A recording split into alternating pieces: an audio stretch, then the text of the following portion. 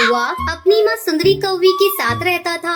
कुछ दिनों पहले उसकी शादी शहर की एक चिड़िया टुनटुनी से होती है। शादी से पहले टुनटुनी चिड़िया ने अपने पति और ससुराल को लेकर कई सपने देखे थे, पर ससुराल आते ही टुनटुनी चिड़िया के सारे सपने बिखर गए। शादी के अगले ही दिन टुनटुनी चिड़िया की सास उसके पास आती है। बहू, आज तुम्हारी पहली रसोई है, जा जाकर किचन में कुछ मीठा बना ले, तब तक मैं और कालू तैयार होकर आते हैं। टुनटुनी चिड़िया किचन में जाती है। अरे ये क्या, यहाँ तो मिट्टी का चूल्हा है, गैस स्टोव तो है ही नहीं। मुझे तो मिट्टी के चूल्हे पर भोजन बनाना आता ही नहीं। ओ माँ जी, जल्दी यहाँ आइए। क्या हुआ बहू, तूने इतनी जल्दी मीठा बना लिया? नहीं माँ जी, अभी कहाँ कुछ बनाया है। तो फिर चिल्ला क्यों नहीं हो? वो माँ जी, यहाँ गैस का चूल्हा तो है ही नहीं, मिट्टी का चूल्हा है। तो क्या हुआ बहू, हमारे घर इसी चूल्हे पर भोजन बनता है, तू इसे जला और जल्दी से कुछ मीठा बना ले। लेकिन माँ जी, मुझसे इस मिट्टी के चूल्हे पर कुछ भी नहीं बनने वाला।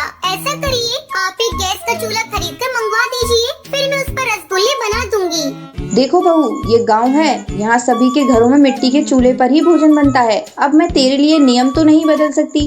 किसी तरह टुनटुनी चिड़िया मिट्टी के चूल्हे पर रसगुल्ले बनाती है।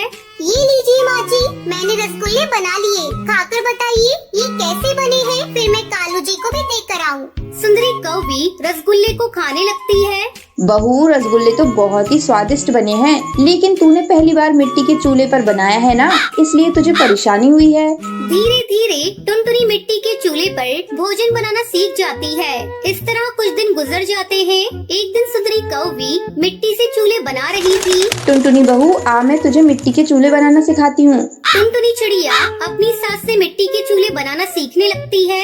माँ जी, आप तो मिट्टी के बहुत सुंदर चूल्हे बनाती है। आपको पता है, हमारे शहर में मिट्टी के चूल्हे बेचने दूर दूर गांव से पक्षी आते हैं। कुछ ही दिनों में त्योहारों का मौसम शुरू होने वाला है और घर घर में से मिट्टी के चूल्हे पर प्रसाद बनाकर पक्षी अपने अपने देवता को चढ़ाते हैं। मैं सोच रही हूँ माँ जी, क्यों न इस बार हम लोग भी मिट्टी का चूल्हा बनाकर शहर के जंगल में बेचें। वैसे भी पूरा दिन हम घर में खाली बैठे रहते हैं।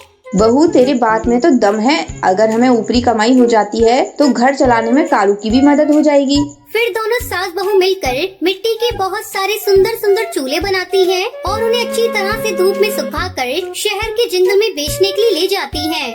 चूल्हे ले लो चूल्हे, मिट्टी के सुंदर टिकाऊ चूल्हे, चूल्हे ले लो चूल्हे। तभी टूनी चिड़िया उनके पास आती है। बहन, एक कितने में दे रही हो? अगर तुम्हारे दाम सही हुए तो मैं तुमसे 2 चूल्हे खरीदूंगी। वैसे यहाँ सभी पक्षी 100 रुपए में चूल्हा बेच रहे हैं, लेकिन मैं आपको 100 रुपए में 2 चूल्हे दे दूंगी। ठीक है, मुझे 2 चूल्हे दे दो। इस तरह टुनटुनी चिड़िया और सुंदरी कौवी के बनाए हुए मिट्टी के चूल्हे कुछ ही घंटों में सारे बिक जाते हैं। देखा माँ जी, हमारे बनाए हुए मिट्टी के चूल्हे सबसे पहले बिक गए। लेकिन बहू, हमने चूल्हे के दाम बहुत कम रखे हैं। कोई बात नहीं माँ जी, जैसे जैसे हमारे ग्राहक बढ़ेंगे वैसे वैसे हम चूल्हे के दाम थोड़े थोड़े बढ़ा देंगे। ये सब तेरी वजह से हुआ है बहू। अब जल्दी घर चल, हमें कल बेचने के लिए मिट्टी के चूल्हे भी बनाने हैं। फिर दोनों सास बहू घर जाती है और मिट्टी के चूल्हे बनाने में लग जाती है। इस तरह मिट्टी के चूल्हे बेचकर दोनों सास बहू बहुत खुश होती है और खुशी खुशी रहने लगती है।